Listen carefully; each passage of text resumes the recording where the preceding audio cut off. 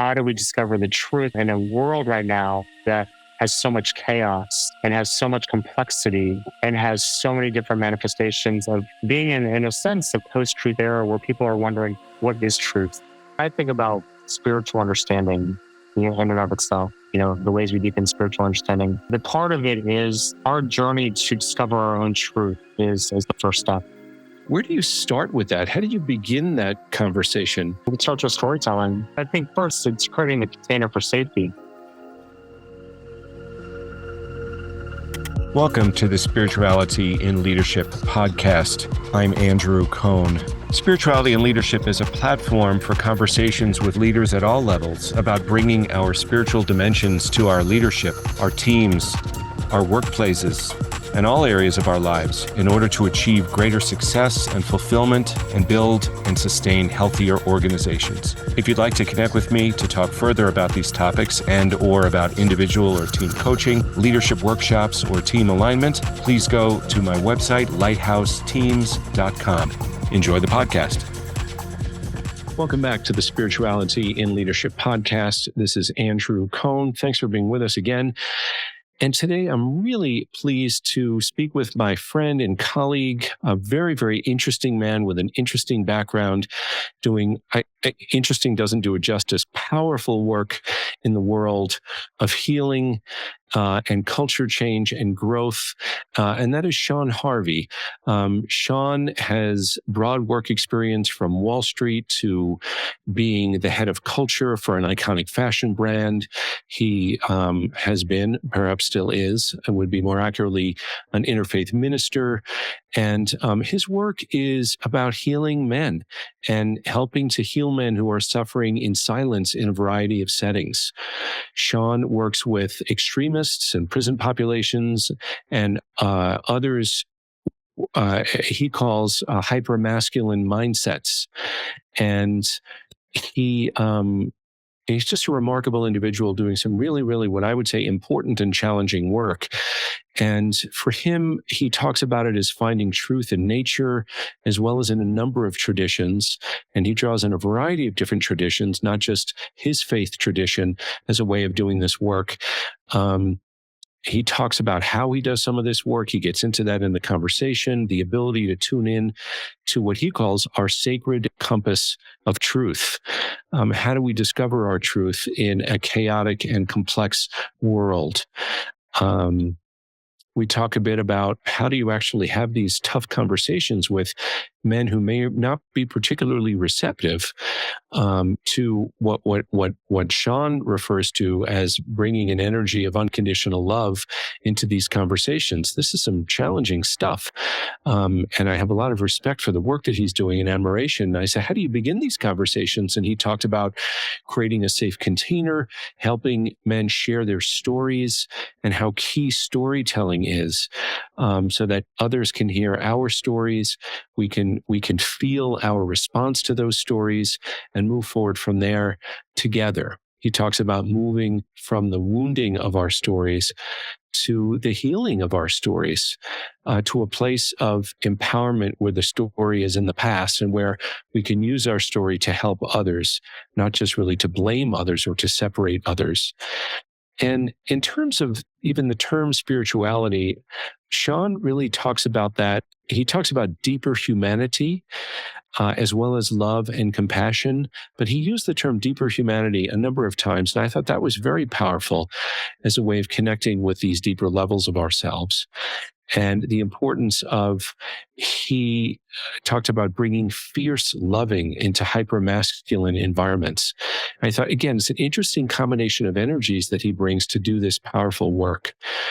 He has a new book which came out in the fall of 2023. He and I spoke just before the book was released. The book is called Warrior Compassion: Unleashing the Healing Power of Men. And it's really a roadmap of what he calls soul healing for men. He shares his own journey as an offer to help other men. And his book is fascinating, touches on a variety of religious approaches and what he would say, and I would agree, but what he calls universal across traditions. And at the root of compassion, which is core to his work, is love. And he talks about the power and the challenging nature of compassion and how it's not at all weak. He talks about the opportunity for courageous surrender and surrendering when we get to a place of burnout and disillusionment. And is this all there is?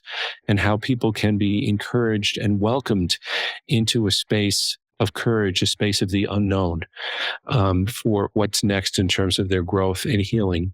And as Sean says, it's about letting go of all the ego stuff that's getting in the way, and moving from rightness or perhaps even righteousness to curiosity and openness and connection to, again, what he calls that sacred compass of our own truths.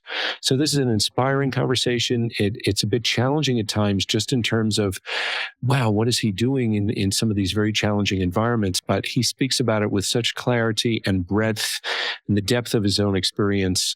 It's a very engaging conversation, and I hope you enjoy it. Welcome back to the Spirituality and Leadership Podcast. I'm really, really pleased and happy to have my friend, relatively new friend, but friend, Sean Harvey with us today. Sean is just a fascinating human being with a unique path from corporate work to interfaith ministry to 2 master's degrees to work in prisons with police departments, largely bringing healing work to a community of men in a variety of settings. That may not be a fair way to provide a summary introduction, Sean, but welcome. And then please, of course, add to whatever introduction you think is appropriate so this audience can know you just a little bit.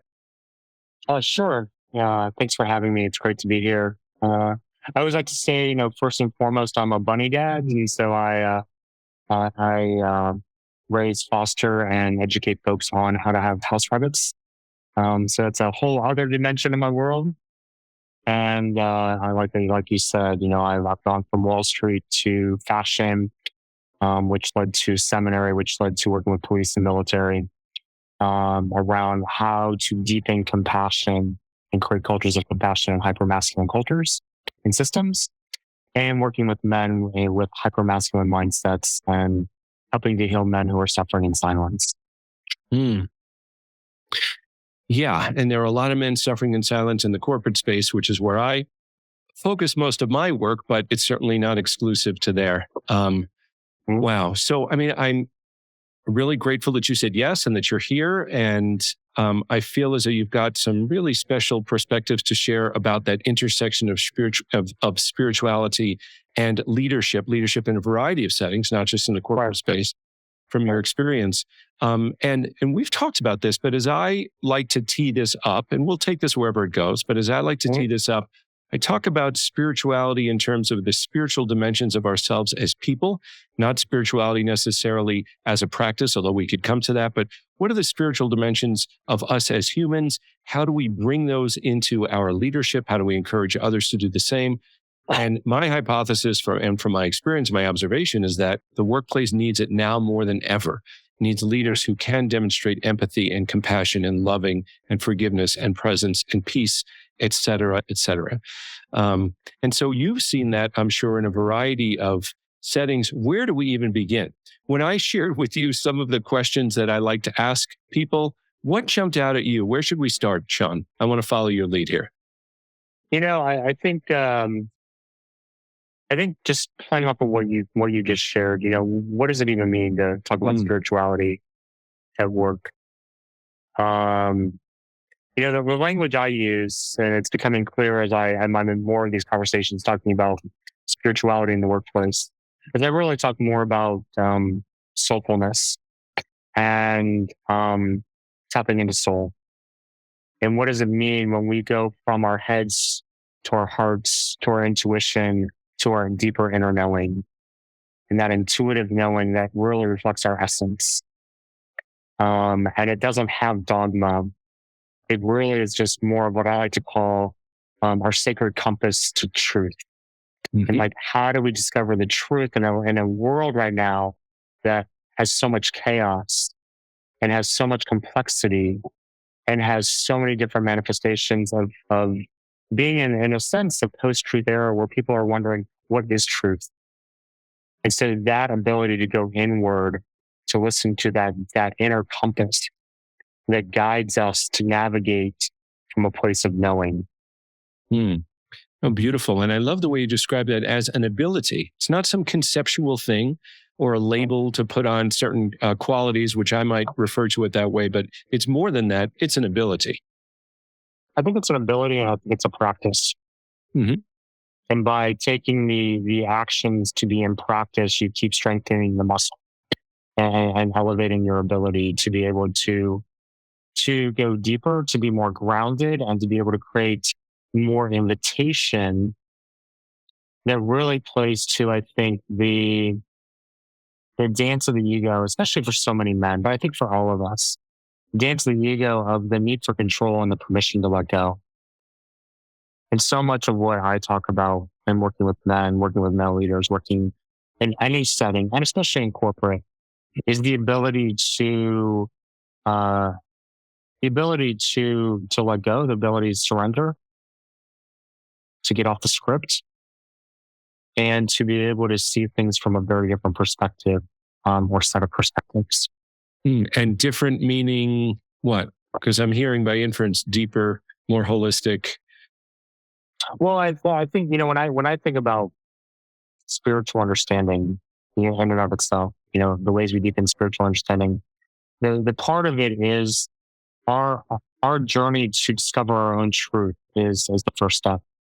To move beyond the protective layers that we hold for ourselves, to really look into our shadow, to really look into the um where our fears, where our shame, where our anger, where our hatred resides, and work through that, right? To discover what's true for us at our authentic core. And then to seek to understand and to see the truth in someone else. And then to be able to accept that both of our truths are true versus my truth is better than your truth, or that I need to change your truth to match my truth. And I think right now we are in such a place of division and disconnection from each other that the more we can start to see each other's truth and accept each other's truth as true, the more we're going to start to be able to start building bridges. And so I think when I see from things from other perspectives, I see things from other people's perspectives that we may not share as our own, and to be able to be in a place of reconciling it with ourselves to come to a place of acceptance for someone else. Hmm. And that is indeed an ability, and I would suggest a rare ability. Mhm. Yeah. And for sure. So when you're working, maybe you could share some examples. But I'm curious, when you're working with groups, perhaps particularly groups of men, and that could be police officers, prisons, other communities with whom you've worked. Where do you start with that? How do you begin that conversation? And you could, share a different story from a different population. But I'm really curious to know how you begin and initiate that type of conversation. We can start with storytelling. I think first it's creating the container for safety. Hmm. Are we creating spaces that are psychologically safe for people to be able to come into the space? And I think it's for men in particular. What does it take for men to feel safe to be vulnerable in the space, especially among other men? Right. So I think that's first and foremost. Hmm. And then being able to create an invitation for storytelling where we can start to share our stories and unpack our stories. And the first is to begin by, in the spaces I hold, sharing my story and asking men to react not to what they think, but what they're feeling, what they're experiencing, what's happening within their bodies. And then give them the opportunity to share their stories and permission based on the level of depth that I go. They know that they can go, while also um, having a level of protection, know that they don't have to disclose what they don't feel comfortable disclosing. Hmm. So I think storytelling is key. Um, and so much of my work is taking a multimodal approach. I use a number of different practices, techniques, to be able to engage in spaces I facilitate and the conversations that I hold. But when I train any new facilitator, what I often say is we get so caught up in our PowerPoints and our words and our, like, we're getting it right. And I always say, your words really mean nothing at that point. Like, your audience is with you within the first 30 seconds of you starting any conversation. And that all depends on your presence and your level of grounding and the invitation that your inner alignment creates for someone else to come into the space who feels safe. Right. Is this a welcoming space? Is this a safe space? And that's not about the words that I use or what's on the slide. Right. Well, it's not what's on the slide. It's what energy are you creating as you become the centerpiece to really hold this container that's co-created by everybody in the space. Right. Yeah. So I think that's, I think it's, and that starts to give the permission for the vulnerability, and that gives the permission for being able to tell our stories. And then from there, we start to unpack our stories and try to understand the pieces of our stories where we have strength and the places where we need healing. And then to be able to start addressing the places that we need to heal that are holding us back from love, that are holding us back from compassion, and holding us back from connection.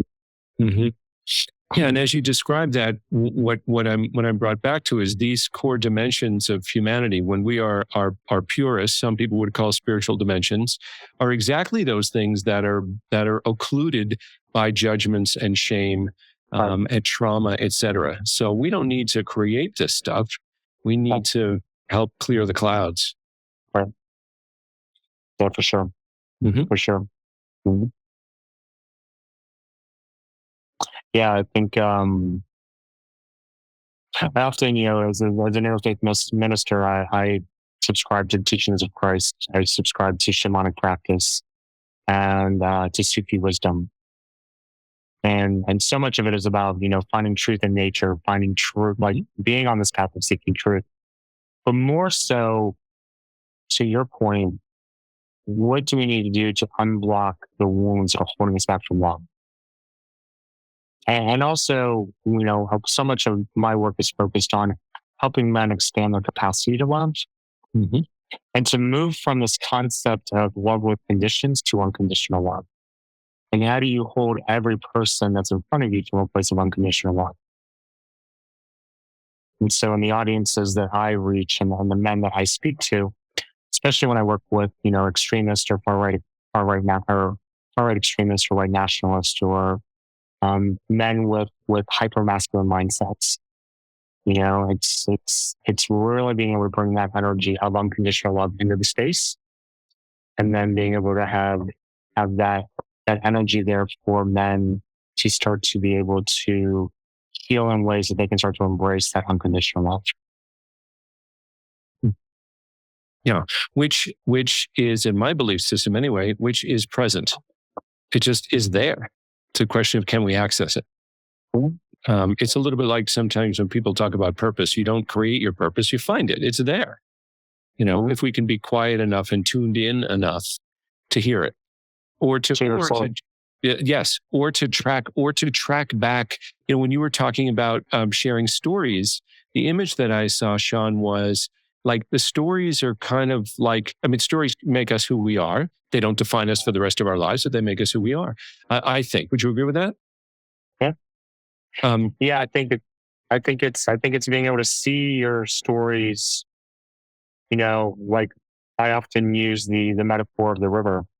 So where are the calm waters? Where are the tributaries? Where are the high points? And then where are the rocky waters? Where are the rapids that reflect the challenge? And you can't accept just part. And I think what we don't want to always look at is in those rough waters.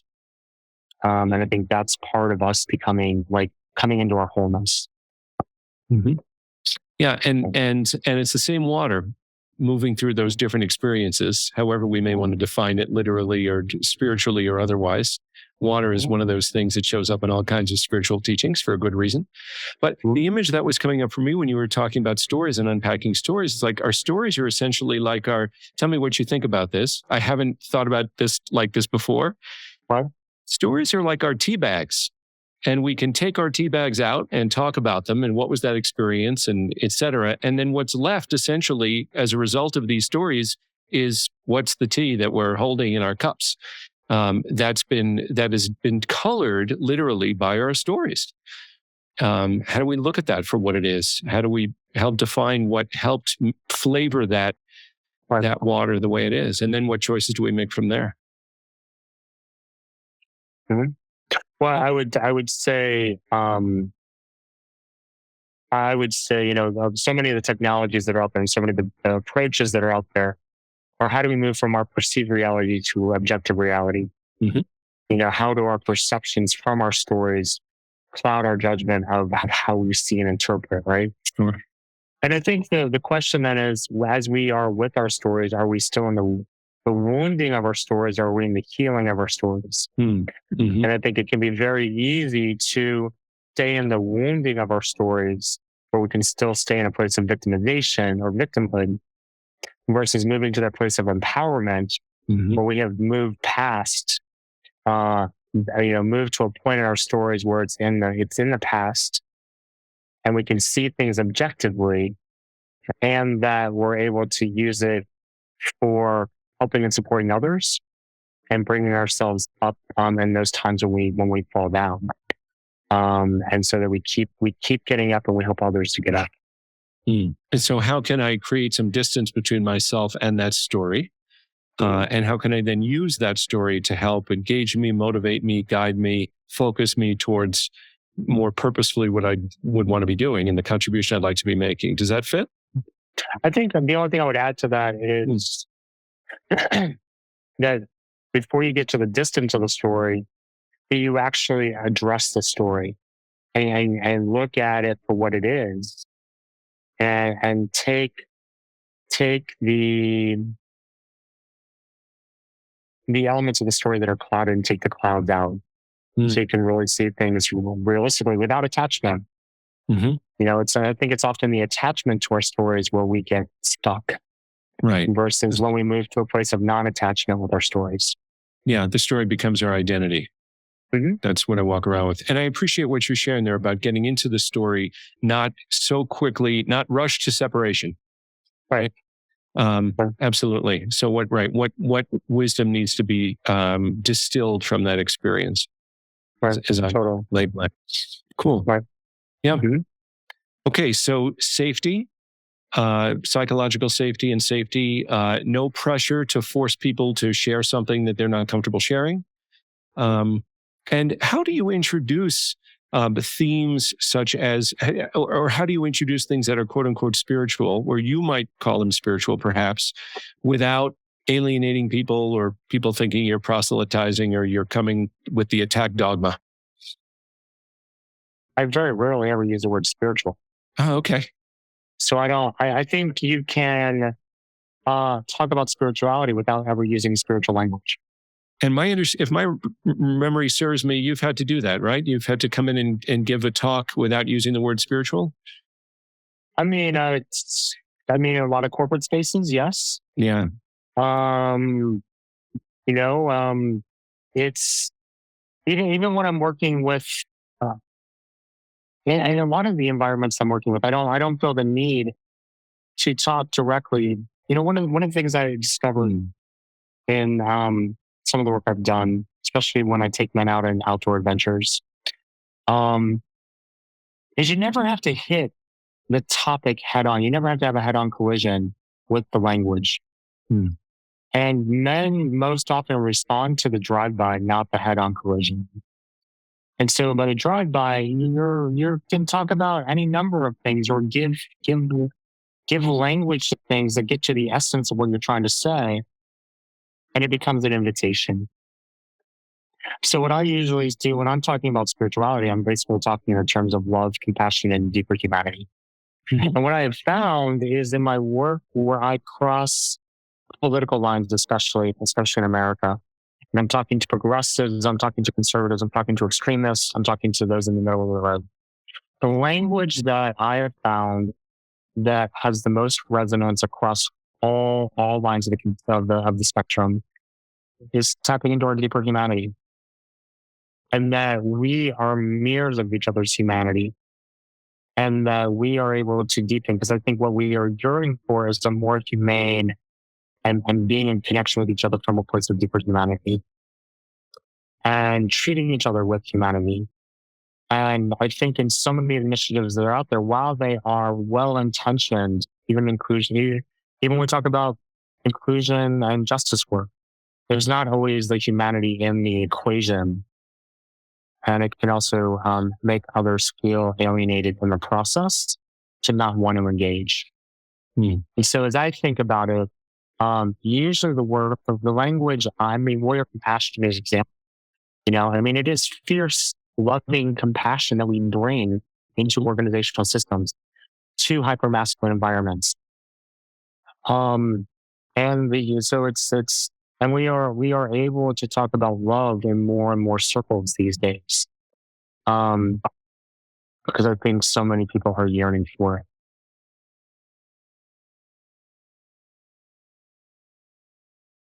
So in my book, I talk about, the faith traditions and how 8 different faith traditions define compassion. So from Christianity, Judaism, Islam, Sufism, Buddhism, Hinduism, shamanic practice, and integral spirituality. And each one giving its definition, and then looking at the universal truths. What is universal across all of these different traditions around the ways we think about compassion. And then the reality is at the root of compassion is love. And from that place of love, as I talk to men, I'm talking from a place of compassion and masculinity, which then I show that has spiritual grounding to it. So whenever anyone tells me being compassionate is a sign of weakness, which I think is a trope that we hear all the time, and I think most people think it's BS. I think we are more sophisticated than to say compassion is a sign of weakness. But for those that do hold that notion on some level, I always say there is spiritual grounding and a foundation for this from gods, from warriors, from those who are deeply embedded without the dogma of what's good and what is in the best interest of people. Yeah. Well, yeah. And there's a lot to be said about that type of colonized thinking and misogyny and power over, et cetera, that breeds the association of compassion as weakness. I remember years ago in a Wisdom 2.0 conference listening to Reid Hoffman, the CEO of LinkedIn, talking about people think that compassion is, it's soft, it's really easy. He said, have you ever tried to tell somebody that they're fired and why they're fired, especially if they're someone who's been a friend, and to move them along into their next role, because that's what you have to do. And you have to be compassionate. And you have to hold those multiple energies at the same time. It's a very difficult thing to do. Certainly not weakness. These are tough decisions to make. Yeah. Totally. So I feel like I want to ask you you did mention your book. So your book is a new book. Could you talk a little bit about that? Because my sense is that that's squarely related to what we're talking about. It is.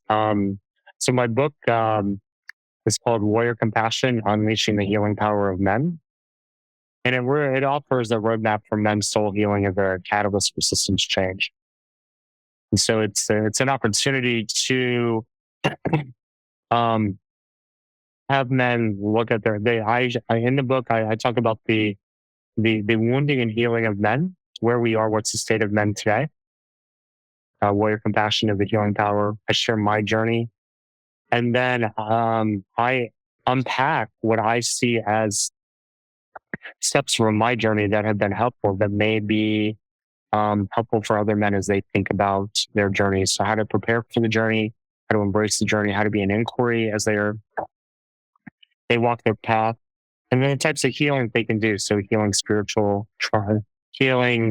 wounds, parental wounds, inner child wounds, generational wounds, how they really come into a place of balancing the masculine and feminine, healing their wounds around gender, and inviting men to examine their own relationship with gender. I think one of the things that we do so often, we talk about gender equity or gender justice, is that we rush to the justice part, and we forget the humanity part. And by that I mean we don't give men the space to even look at their own to even question their own relationship to gender, to question the ways that um, definitions, rules, and rules around gender, around manhood, around masculinity, around power, around gender dynamics, the roles of women. All of these are changing so quickly. Mm-hmm. And what I find is men, especially white straight men, are often scratching their heads, not sure where they fit, not sure what to make of it, and haven't been given the space to even ask the questions. Mm-hmm. Ask the questions in general, and then also ask themselves in reflection. So, how do I feel about this? And I think that is a critical piece that is missing for a lot of men. To be able to just have that examination and to start to understand that, part of the healing for men and part of healing strengthening the masculine in healthy ways needs to also include healing the feminine and healing the masculine through the feminine. Because that's the place within us as men. Within us, right? Within us. And so that is where we have our empathy. That is where we have our compassion. That is where we have our grace. That is where we have the space and spaciousness to be able to start to untether, unwrap, untangle so many of the ways we have been conditioned to grow up and show up as men that are often, and I never say right, wrong, good, bad, I never say toxic masculinity.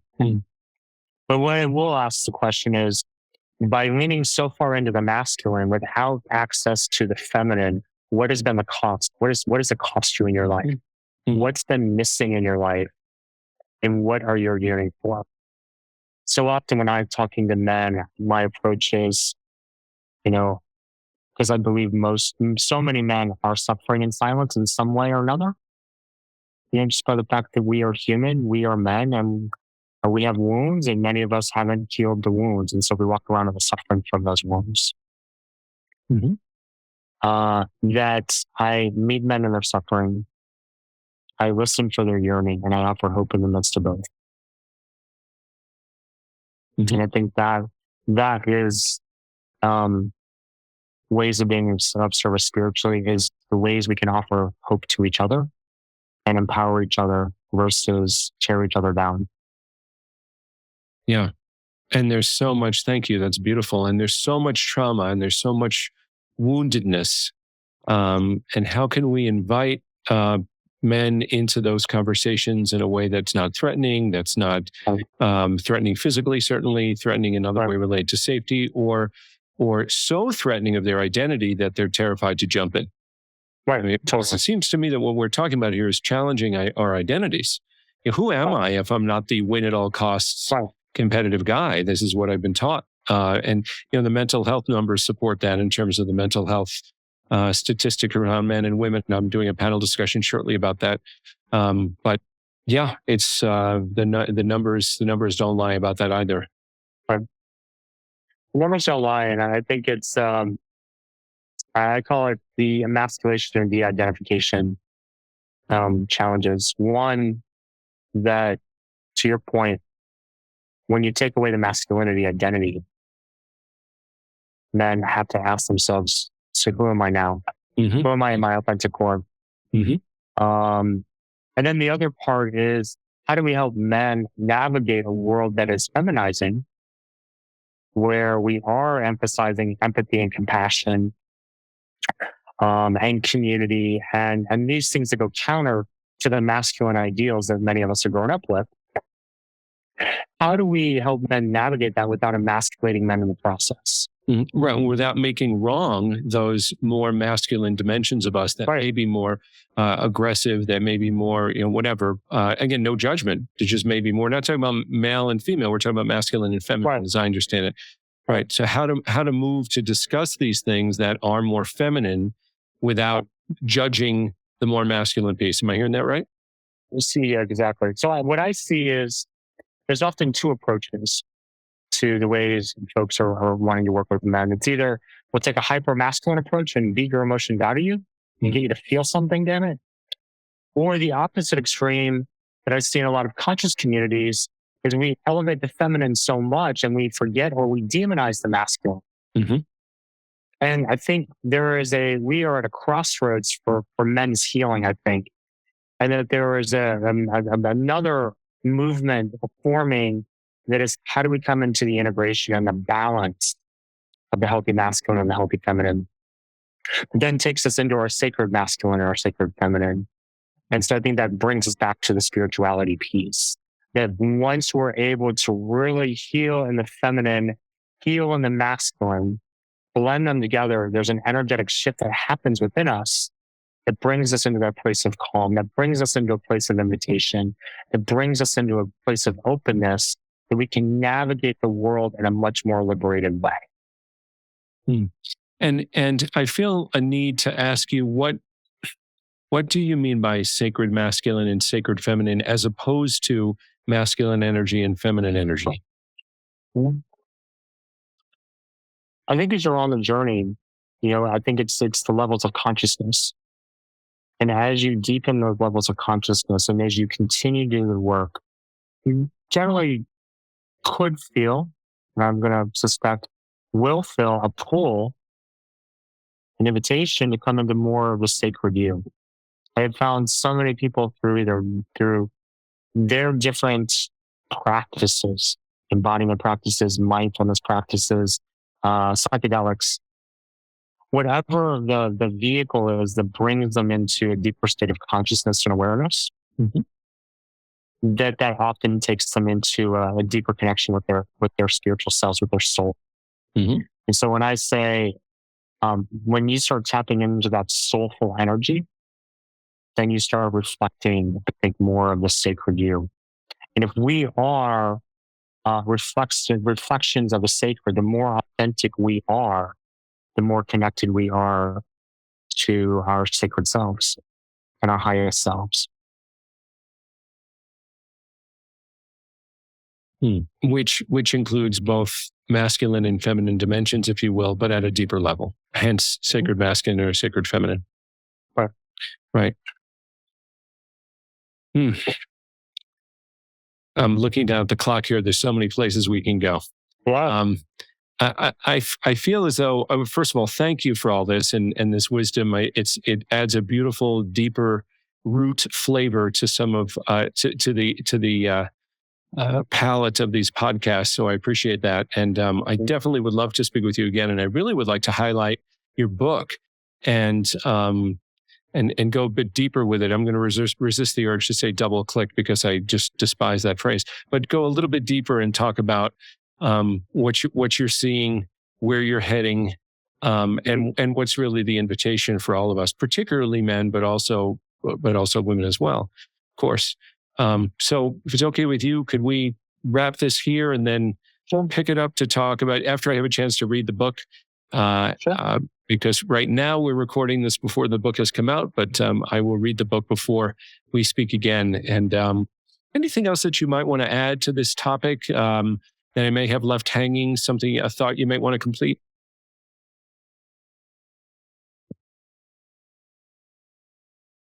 The word that keeps coming up is surrender. That the courageous surrender, that this journey of healing for anyone, for any leader, is courageous surrender. We often have played the game. If you've moved up to a level of leadership in any organization, you've had to play the game. And what I find is many people, it's not just that we're talking about burnout. That is one real issue. I think we're also talking about disillusionment. That many people become disillusioned that I played the game and this is what I got. I got the prizes, but this is what I got. And there's still that level of, is this all there is? Or there's that level of just unfulfillment, right? And you talked about purpose earlier.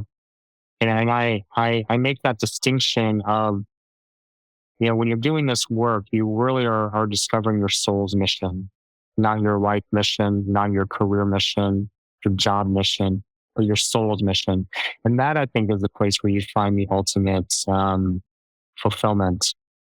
When you are in the dance with your soul around the ways you are truly meant and been uniquely designed to contribute in the world today. Mm-hmm. And I think the only way to do that and to get to that place is courageous surrender into the unknown and onto a path that is really going to be a soul adventure. Yeah, beautiful. And the way that adding to what you're saying, in my view, I think more of us, I mean, I've been in men's circles for 25 years and leading circles like that, and just in the conversation around spiritual psychology for longer than that. Once I think we open this up and we start this inquiry, there's a part of me, I don't know how do you feel about this, but there's kind of no turning back. Because once we start to say, this is what I'm going to really look at, it may take years, it may take lifetimes. I don't know. I can't label that, what that means. But once we head down that path, we can't say it's not important anymore. We can't pretend we don't know. So the thing I want to add to that is, when people ask me, they ask me that famous question, what are the metrics? What are the objectives? What do you, and like, I throw all that out the window because that doesn't apply here. That's part of the old narrative and the old model. The way I understand personal transformation and spiritual growth work is that each of us, in our energetic interactions with each other, plant seeds for each other. And in your time, when it's your time to start walking your path, something will bring you onto the path, and those seeds will start to germinate in their time. And so to let go of an attachment of what this is supposed to look like for others, and more of, as long as I am doing my work, as long as I am grounding myself, as long as I am coming from a place of love, and that I know that my interaction with you will plant some sort of seed somewhere. And so to your point, the goal is not that we see all these men or all these amazing humans like as self-actualize. It's really more of, are we just being a model and offering an invitation for folks to step on the path and trusting that then their soul, their connection to spirit or the universe will start guiding them on this lifelong journey of healing, self-discovery, and awakening. Beautiful. And that type of invitation, just building on what you're saying, that type of invitation has to be done with a sense of humility, because it's done with a sense of, I trust that your path is laid out. I'm grateful to be handing you a cup of water in the marathon of life, if you will. Right. Exactly. And I trust that your path is laid out. I'm grateful to support you. I'm not here to be your guru. Right. Not here to be your guru. I'm not here to be your savior. I'm not here to fix you.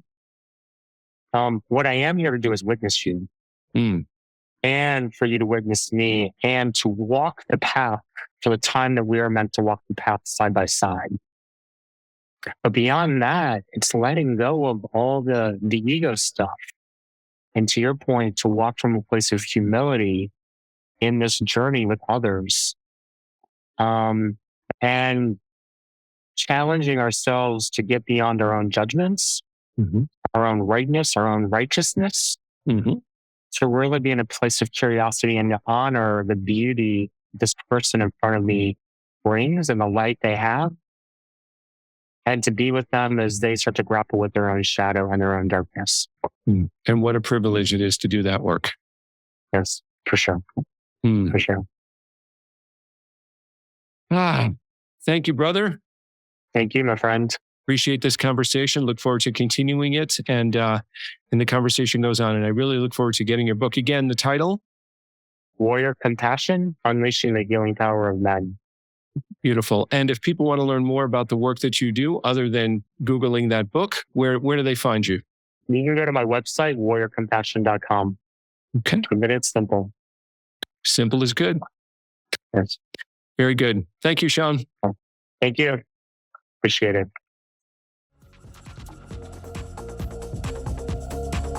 Thank you for listening to Spirituality in Leadership. If you want to access this wealth of knowledge and insight on a regular basis, please subscribe to the show. Join the network of leaders who want to do and be better. You can go to the site spiritualityinleadership.com or your preferred podcast platform to catch all the episodes and learn more.